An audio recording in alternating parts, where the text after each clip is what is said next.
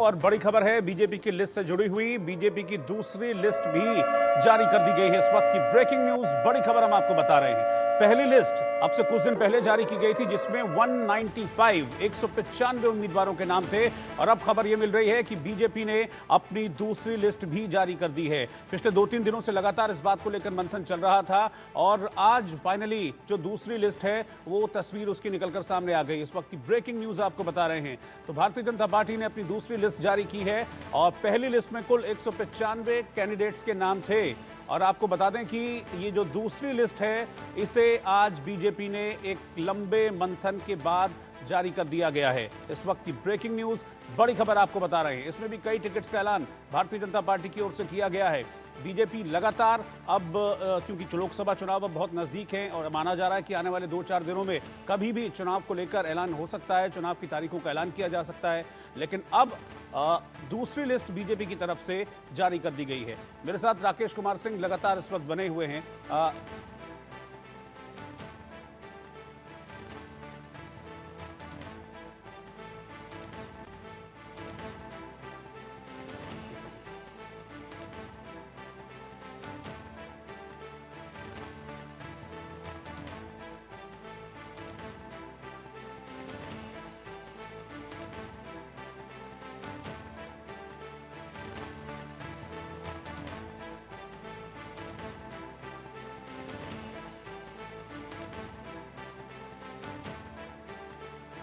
क्या तरीका है?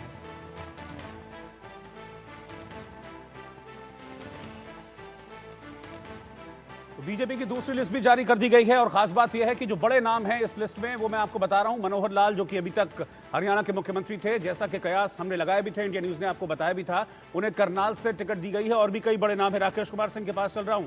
राकेश जी, दूसरी लिस्ट बीजेपी की जारी हो गई है।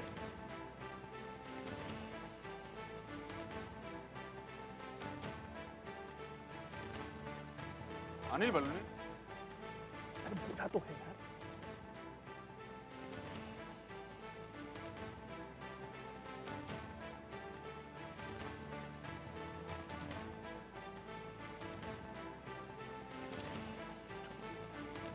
तो दूसरी लिस्ट इस वक्त जारी की गई है। मैं आपको बता रहा हूं इस वक्त की ब्रेकिंग न्यूज, बड़ी खबर।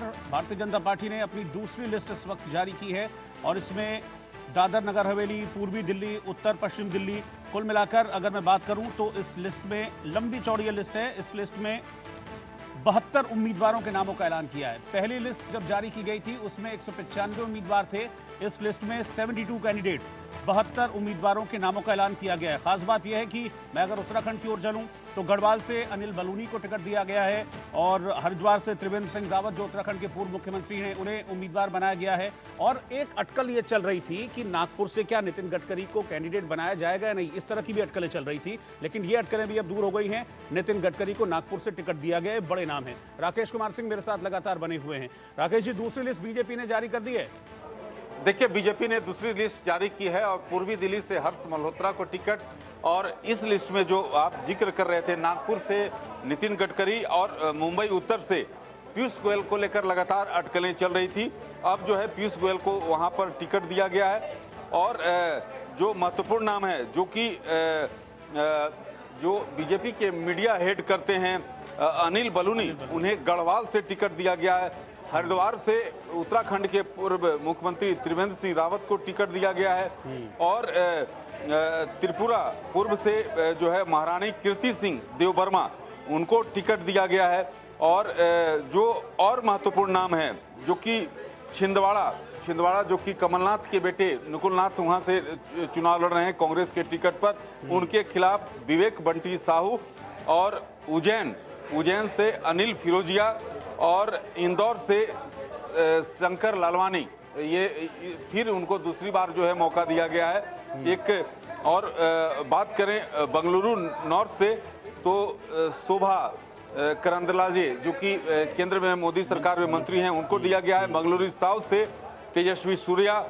और साथ ही साथ जो महत्वपूर्ण नाम, तो इसमें जो महत्वपूर्ण नाम है कर्नाटक की बात किया जाए, कर्नाटक में जिस तरह से प्रहलाद जोशी धारवाड़ से इनको टिकट दिया गया है। शिमोगा जो हैं BY राघवेंद्र, को टिकट दिया गया है। तो ये बीजेपी से फरीदाबाद जो कि कृष्णपाल गुज्जर उनको टिकट दिया गया है। गुड़गांव से राव इंद्रजीत सिंह, करनाल से जो है हरियाणा के एक्स सीएम मनोहर लाल को उतारा गया है, जिस आज आपने देखा था कि उन्होंने विधानसभा की। और राकेश जी, ये खबर इंडिया न्यूज ने ही सबसे पहले ब्रेक की थी कि जब मनोहर लाल को हटाया गया था और चेंज किया गया था सीएम वहां से, तो इंडिया न्यूज ने इसको ब्रेक किया था कि करनाल से उम्मीदवार हो सकते हैं मनोहर लाल। और इंडिया न्यूज की इस ब्रेकिंग न्यूज पर भी मुहर लग गई आज बीजेपी की। इंडिया न्यूज की खबर पर मुहर लगी है, सही कहा आपने, क्योंकि रोहित सबसे महत्वपूर्ण बात है कि जिस तरह से जब वहां पर मनोहर लाल पद से हटे थे, उसके बाद वहां पर जो चेंज हुआ था, सीएम चेंज हुआ था, तो उसी समय इंडिया न्यूज ने साफ तौर पे कहा था कि उनको मैदान में उतारा जा सकता है और करनाल से उनको लोकसभा।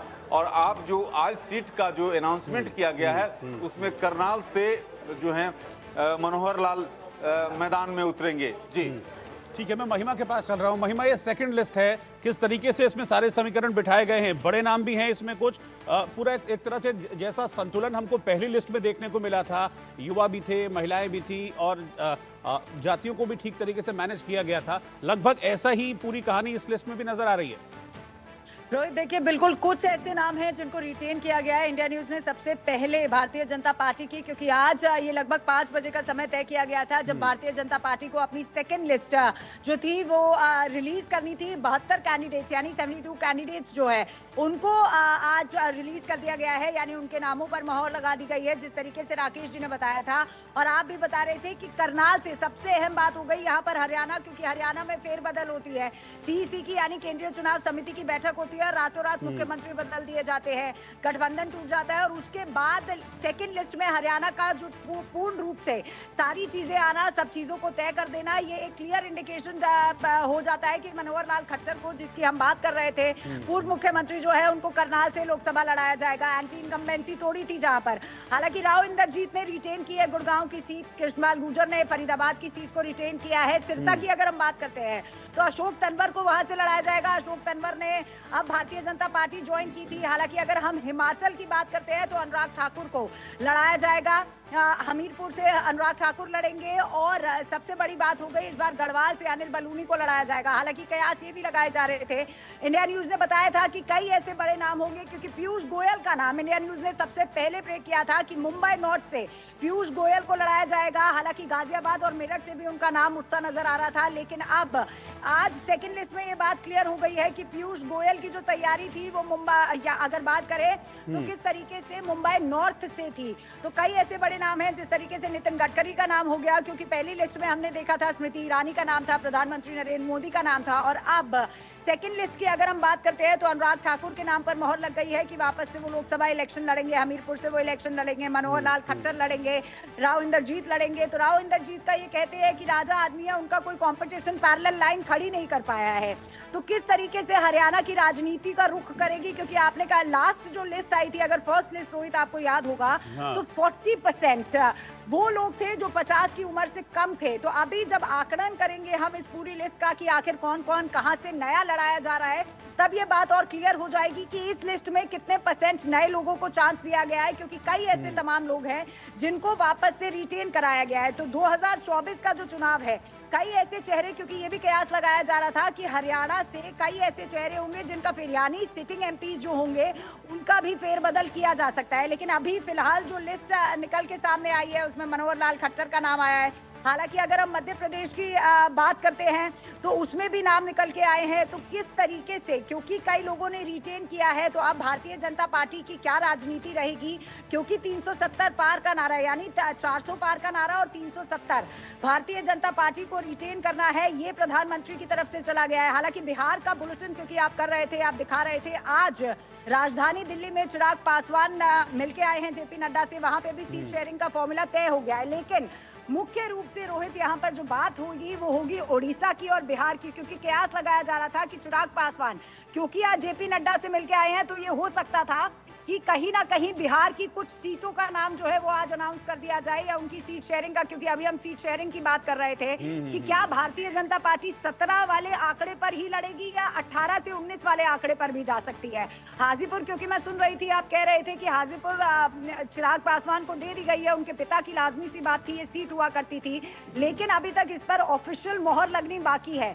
तो अभी देखना होगा जिस तरीके से राव इंद्रजीत को रिटेन किया गया है, मनोहर लाल खट्टर को यानी पूर्व मुख्यमंत्री को लोकसभा के रण में उतारा गया है, और कुछ ऐसे एमपीज थे पुरानी लिस्ट में जिनको आउट कर दिया गया था लिस्ट से, यानी अभी असेंबली इलेक्शन भी बाकी हैं। तो क्या उन एमपीज को असेंबली इलेक्शन में उतारा जाएगा? क्या वही रिवर्स स्ट्रैटेजी जो है भारतीय जनता पार्टी अपनाएगी? अभी कई सारी चीजें जो है वो देखनी बाकी है। अभी तो सिर्फ 72 नाम निकल के सामने आए हैं, कई ऐसे इंपॉर्टेंट और भी सीट्स है और भी नाम है जिन पर डिस्कशन होना बाकी है, क्योंकि कोर कमेटी की जो बैठक है लगातार राजधानी दिल्ली में हो रही है। हालांकि गढ़वाल की अगर हम बात करते हैं तो अनिल बलूनी का नाम सामने आया है, मीडिया इंचार्ज, नेशनल मीडिया का इंचार्ज है अनिल बलूनी, उनका भी नाम आया है, यानी अब उनको भी रण में उतार दिया जाएगा। तो अब देखना ये होगा कि 2024 में जिन जिन नामों को रिटेन किया गया है उनके अलावा किन किन नए नामों को मौका दिया जाएगा। रोहित, ठीक है, गुजरात से जतिन रावल भी इस वक्त मेरे साथ जुड़ गए हैं, क्योंकि आज गुजरात भी उन स्टेट्स में से है जहां पर आज टिकट्स का ऐलान किया गया है, और 8 नाम आज गुजरात से अनाउंस किए गए हैं। जतिन, जो 8 नाम आज गुजरात से अनाउंस किए गए हैं उनको उनके बारे में जरा बताइए, किसको रिटेन किया गया है, कौन नए इसमें चेहरे हैं? जी देखिए, बिल्कुल आपको बता दूं कि जिस तरह से जो बड़ौदा से रंजनबेन भट्ट थे उनको एक बार फिर से रिपीट किया गया। हालांकि पहले बातें जो थी वो सामने आ रही थी कि उनको रिपीट नहीं किया जाएगा, क्योंकि जिस तरह से वैसे तो पिछली बार से भी उनको रिपीट किया गया था, लेकिन जिस तरह से उनका जो बीच में जो उनका जो एक एक्सीडेंट हुआ था उसमें उनकी जो पुलिस स्टेशन गई थी और आरोपी को छुड़ा था, तो ऐसी बातें सामने आ रही थी कि उनको फिर से इस बार जो है वो रिपीट शायद नहीं किया जा सकता। उसकी जगह बाकी लोगों का नाम जो था वो चल रहा था, लेकिन जैसे ही ये लिस्ट आया है तो ये साफ हो चुका है कि फिर से एक बार जो है उनको फिर से एक बार रिपीट कर दिया गया है, जिसमें रंजनबेन को इस बार रिपीट कर दिया गया है। उसके साथ अगर बात करें तो और भी जो 2 लोग हैं उनको भी यहाँ पर रिपीट कर दिया गया है, जिसमें जो सूरत से जो मुकेश 7 नाम है गुजरात के, माफ कीजिएगा, 7 नाम है गुजरात में जो आज घोषित किए गए हैं। कुल मिलाकर 11 स्टेट्स और यूनियन टेरिटरीज हैं जिनमें 72 नामों का ऐलान बीजेपी ने अपनी इस लिस्ट में कर दिया है। और खास बात यह है कि 3 पूर्व मुख्यमंत्रियों को भी इसमें टिकट दिया है, जैसे कि हमने बताया मनोहर लाल को हरियाणा से टिकट मिला है, बसवराज बोम्मई को टिकट मिला है, और त्रिवेंद्र सिंह रावत जो कि उत्तराखंड के पूर्व मुख्यमंत्री थे उन्हें भी हरिद्वार सीट से कैंडिडेट बनाया है। आप सभी साथ में